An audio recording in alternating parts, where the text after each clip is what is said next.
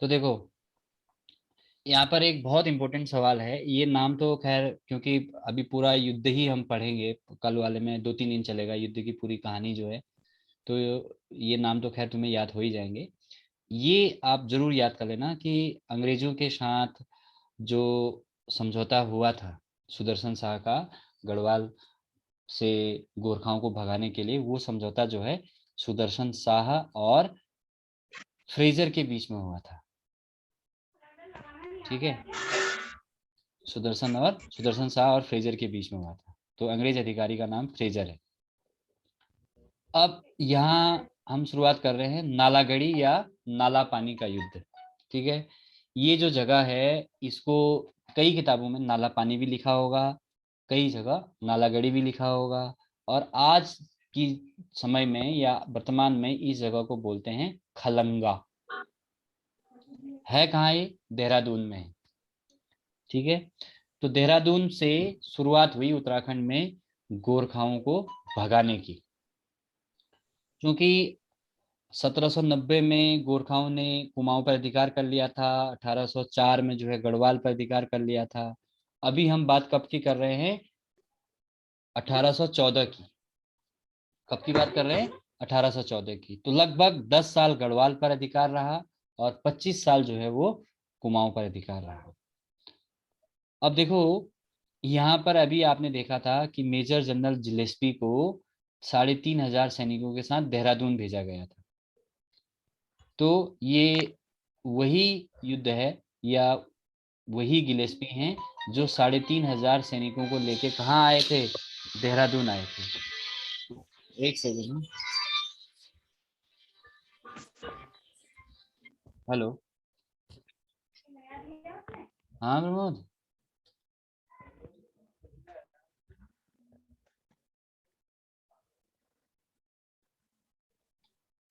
आवाज आ रही है मेरी सबको? अब माइक थोड़ा सा ऑफ कर दो, जल्दी जल्दी पूरा करते हैं इसको, फिर बाद में फिर मीटिंग कैंसिल हो जाएगी। आवाज आ रही है ना सबको? Yes sir. ठीक है, यस सर। ओके। तो अब देखो, जो गिलेस्पी है वही जो है देहरादून आया था। और देहरादून कब पहुंचा वो? 24 अक्टूबर सन 1814 को ये देहरादून पहुंचा। और इसने जो है अपना जो शिविर है, जो टेंट है, वो कहाँ लगाया? यही नालागढ़ी में या खलंगा में, यहाँ पर लगाया, या नाला पानी भी कह सकते हो। तो ये जगह आज भी देहरादून में खलंगा नाम से जानी जाती है। यहाँ पर दो बड़े बड़े स्तंभ लगाए गए हैं। ठीक है, उनमें से एक अंग्रेज अधिकारियों की याद में है और दूसरा जो है वो गोरखाओं की याद में है। ठीक है, आगे बात करेंगे अभी। तो जब ये देहरादून पहुंचे तो उससे पहले ही गोरखाओं को भी ये पता लग चुका था कि भाई अंग्रेज आ रहे हैं या अंग्रेज आने वाले हैं, और अब हमारे दिन यहाँ ज्यादा नहीं रह गए हैं, हमें यहाँ से भागना होगा। ये बात इनको भी पता थी। और मैंने इसे पहले वाले लेक्चर में आपको बताया था कि एक गोरखा सैनिक जो है वो 10-15 ब्रिटिश सैनिकों के बराबर होता था। ज्यादा पढ़े लिखे नहीं होते थे, लेकिन बाहुबली बहुत होते थे। ठीक है, और लड़ाई किससे करते थे? खुकरी से। और अंग्रेजों के पास क्या थे? बड़ी अच्छी अच्छी बंदूकें थी, तोप थे, और ग्रेनेड वगैरह भी थे। तो अब देहरादून जो है वो है मैदानी एरिया। प्रॉपर देहरादून जो है वो मैदान है, लेकिन आसपास जो है वो पहाड़ी एरिया है। तो गोरखाओं ने अपनी स्थिति को सुदृढ़ करने के लिए थोड़ा सा ऊपर, मतलब एक टापू जैसा जो संरचना होती है, वहां पर उन्होंने अपना एक किला बनाया था। और अंग्रेजों ने नालागढ़ी में जो है अपना शिविर लगाया। और गोरखा कैप्टन थे बलभद्र सिंह। हालांकि सेनापति कौन था? अमर सिंह थापा। ठीक है, लेकिन वहां की जो जिम्मेदारी दी गई थी नालागढ़ी की, वो जिम्मेदारी किसके किसके पास थी? बलभद्र सिंह के पास। ये क्वेश्चन आ सकता है।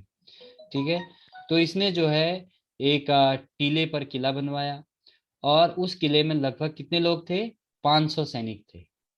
और देखो, अंग्रेज कितने थे? 3500। और यहाँ पे कितने थे? 500। तो केवल 500 गोरखा और 3500 अंग्रेजी जो सैनिक थे, उन लोगों के बीच में मुकाबला होने जा रहा है। तो अंग्रेजों की तरफ से जो मेन कमान थी इस युद्ध के लिए, थोड़ा सा माइक म्यूट कर लो भाई। ठीक है, अ- माइक म्यूट कर लो। तो अंग्रेजों की तरफ से जो सेना थी या अंग्रेजों की तरफ से जो नेतृत्व कर रहा था, वो कौन कर रहा था? वैसे तो जिलेस्पी कर रहा था, लेकिन वहां पर जो नेतृत्व करना था, ठीक है, वो कौन कर रहा था? या युद्ध के लिए जो लड़ाई के लिए जो या लड़ाई में जो उनका मुखिया था, वो था कर्नल मॉबी। तो कर्नल मॉबी ने, अरे यार माइक बंद कर लो भाई।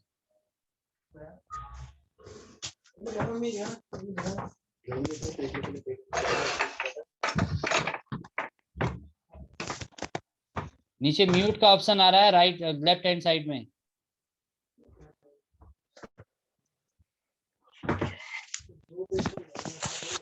किसकी आ रही है साउंड?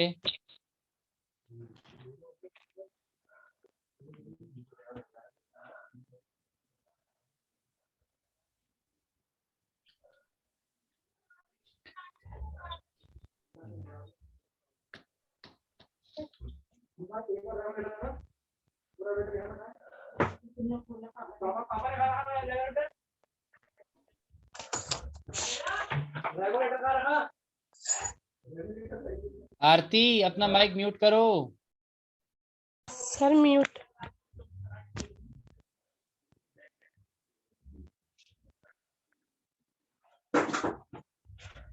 ये किसके घर में इतनी तोड़फोड़ मच रही है?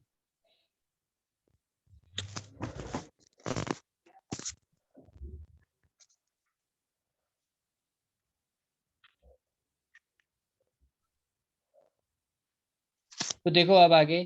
तो कर्नल मॉबी जो है उस समय युद्ध का तात्कालिक नेतृत्व कर रहा था। उसने जो है गोरखाओं को एक आत्मसमर्पण के लिए एक पत्र भेजा, ठीक है। लेकिन जो है गोरखाओं ने जो आत्मसमर्पण का जो प्रस्ताव है उसको ठुकरा दिया। उसने कहा भैया हम जो है आत्मसमर्पण किसी भी स्थिति में नहीं करेंगे, और जो प्रस्ताव है उसको उसने फाड़ दिया। 24 अक्टूबर को ये पहुंचे थे। 26 अक्टूबर से लेके 31 अक्टूबर तक जो है जिलेस्पी ने दुर्ग जीतने के कई प्रयास किए, मतलब कई बार गोलाबारी हुई, ठीक है, कई बार सब मतलब गुत्थम गुत्था हुई, लड़ाई हुई, ठीक है, लेकिन जो है वो सफल नहीं हुए। 5 दिन लग गए और गोरखाओं ने खुखरियों से मुकाबला किया इन लोगों का। इसके बाद 31 अक्टूबर 1814 को जिलेस्पी ने फिर से आक्रमण किया और इस समय ज्यादा भारी मात्रा में हमला किया या ज्यादा गोलीबारी हुई, लेकिन जो है सफलता नहीं मिली और खुद मारा गया। फिर 27 नवंबर को जो है पुनः युद्ध हुआ। इस युद्ध में भी कोई परिणाम नहीं निकला, यानी कि गोरखा जो है वो अपनी स्थिति पर बने हुए थे। बाद में 30 नवंबर को अंग्रेजों के किले पर क्या की गई? बमबारी की गई। और 30 नवंबर को जब बमबारी हुई तो उसके बाद भी जो है इन लोगों को सफलता नहीं मिली, यानी कि जो गोरखा है वो वहां से हटे नहीं।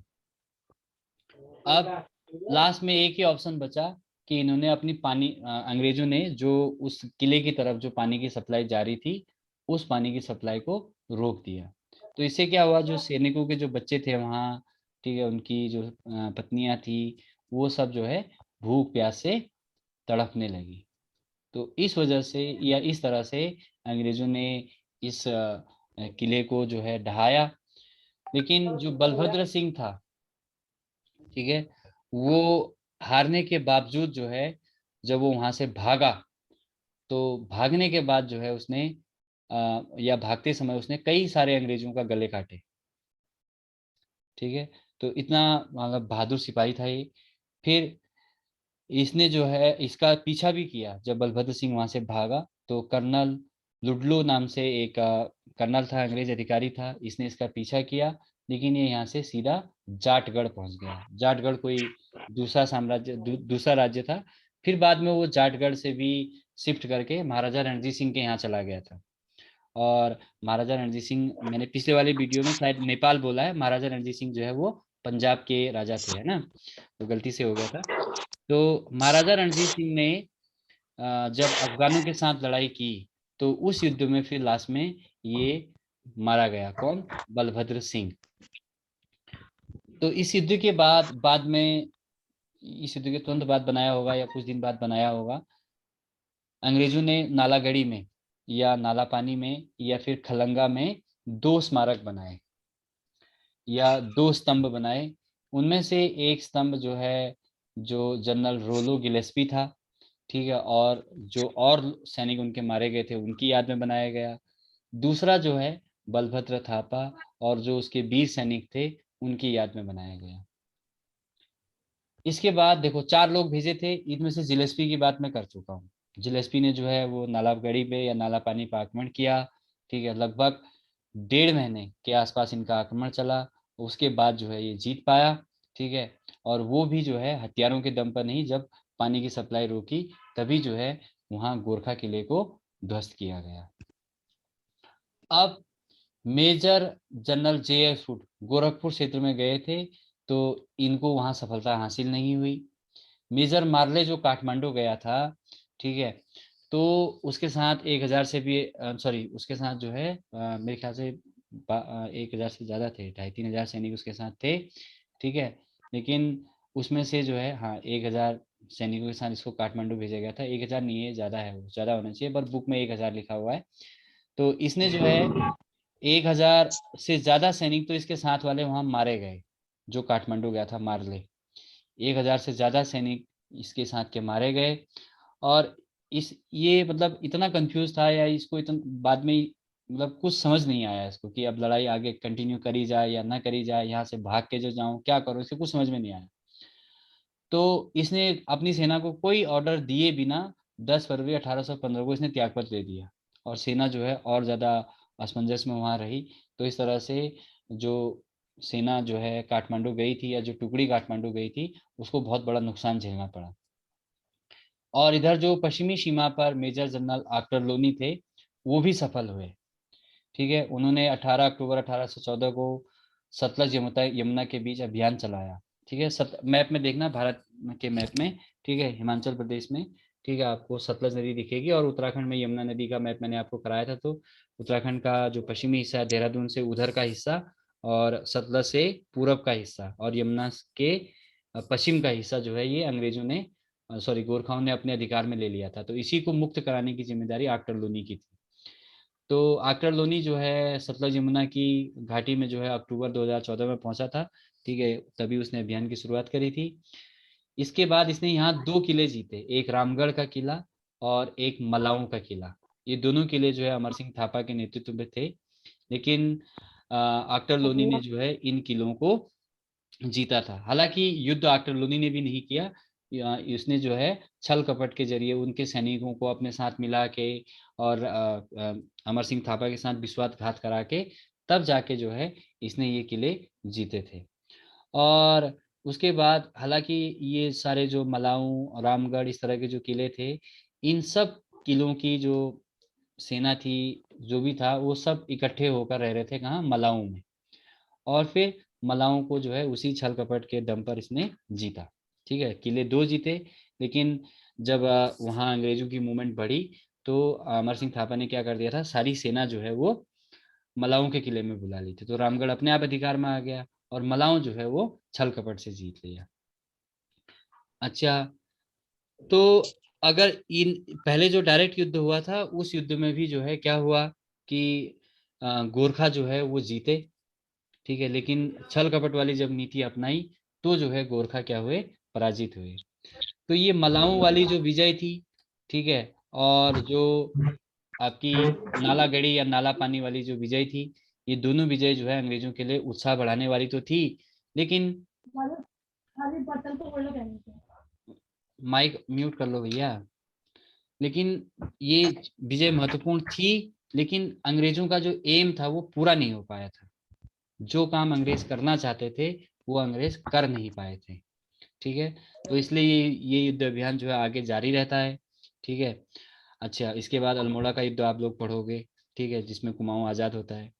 अच्छा, इधर जो है, जो मलाऊ का जो किला था, इस किले में भी गोरखा ने, जैसे नालागढ़ी वाले किले में हुआ था, कि गोरखाओं ने बहुत ज्यादा संघर्ष किया था। और केवल 500 सैनिक अंग्रेजों गोरखाओं के उस समय थे नालागढ़ी में, और ब्रिटिश सेना 3500 सिपाहियों की थी। तो उतनी बड़ी सेना के सामने 500 लोगों ने बहुत कड़ा मुकाबला किया था। 1.5 महीने तक लड़ाई लगभग चली थी। तो वैसे ही यहाँ मलाऊ के किले में भी गोरखाओं ने अंग्रेजी सेना को कड़ी टक्कर दी। और जो ये टक्कर है, ये टक्कर इतनी बढ़िया टक्कर थी, या यूं कह लो कि अंग्रेज जो है गोरखाओं से इतने ज्यादा प्रभावित हुए कि इसी जगह पर जो है गढ़वाल राइफल्स की स्थापना की गई। लिखा होगा नीचे कहीं। ठीक है। ठीक है। और इसके अलावा इस युद्ध में जो राइफलें प्रयुक्त हुई थी, उन राइफलों का नाम भी क्या क्या रखा गया? मलाऊ बंदूक रखा गया। ठीक है।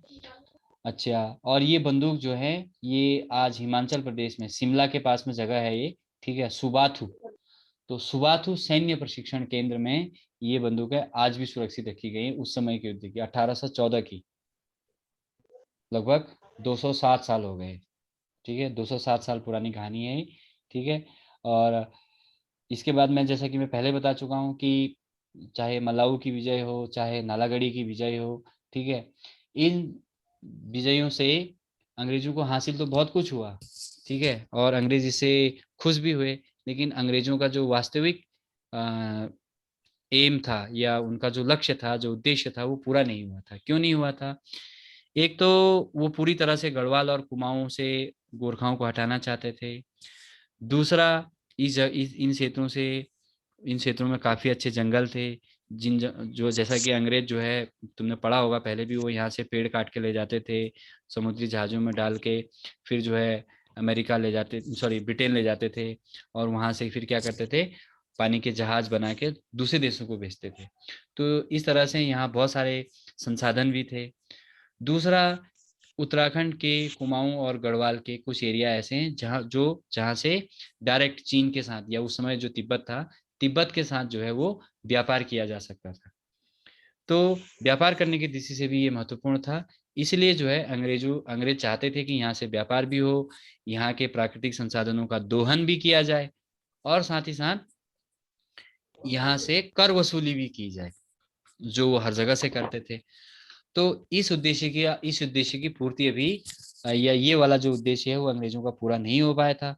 तो इसी वजह से इन्होंने फिर ये लड़ाई आगे जारी रखी। ठीक है। तो इसमें आज वाला जो टॉपिक है, इसमें क्या क्या चीजें इंपॉर्टेंट है? एक तो ये इम्पोर्टेंट है कि भाई, जो उत्तराखंड में अंग्रेजों और गोरखाओं का संघर्ष हुआ, उसमें पहला युद्ध जो है वो कहाँ हुआ था? नालागढ़ी में हुआ था। कब हुआ था? सन 1814 में हुआ था, और 24 अक्टूबर से शुरू हुआ था। हालांकि एक्चुअल युद्ध जो है वो 26 अक्टूबर से हुआ था। ठीक है। और उसके बाद जो ये युद्ध है, ये आपका 30 नवंबर के बाद तक चला। ठीक है। अच्छा, इधर नालागढ़ी के बगल में ये रिस्पना नदी है, और रिस्पना नदी के बाईं ओर जो है दो स्तंभ हैं। ठीक है। ये किसने बनाए? अंग्रेजों ने बनाए। साथ ही साथ अंग्रेज सेना जो है वो, सॉरी, जो गोरखा सेना है, उसका जो सिपाही था या सेनापति था, वो कौन था? आपका बलभद्र सिंह था। ठीक है। और बलभद्र सिंह मारा नहीं गया था, जबकि जिलेस्पी मारा गया था। और बलभद्र सिंह ने बाद में महाराजा रणजीत सिंह के यहाँ नौकरी करी। ठीक है। इसके अलावा जनरल जेएस बुट जो है वो गोरखपुर क्षेत्र हार गए थे, ये भी आपको कहीं ना कहीं माइंड में रखना पड़ेगा। ठीक है।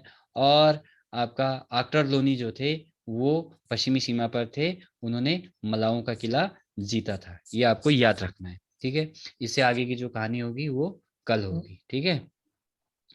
रीजनिंग में सवाल करे तुम लोगों ने?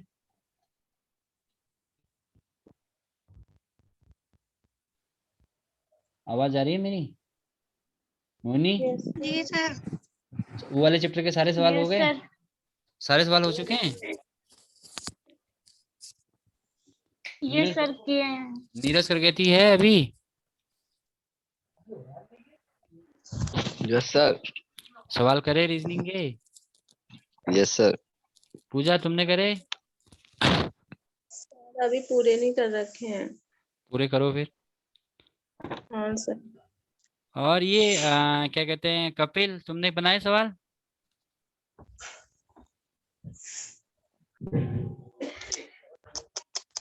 नीलम, कल्पना?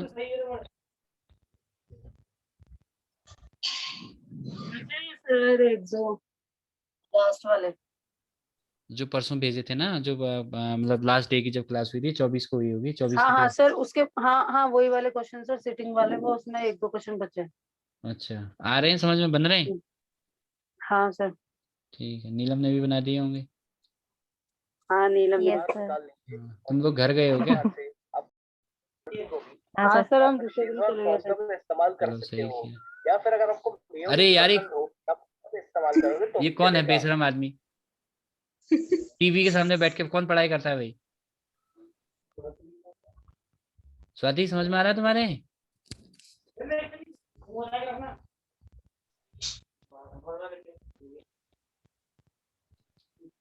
आज वाला उत्तराखंड जीके का बहुत ज्यादा मतलब उतना इंटरेस्टिंग तुम लोगों को नहीं लगा होगा, इसलिए नहीं लगा होगा क्योंकि इसमें खाली कुछ के साथ भी नहीं क्या किया वही था। ठीक है।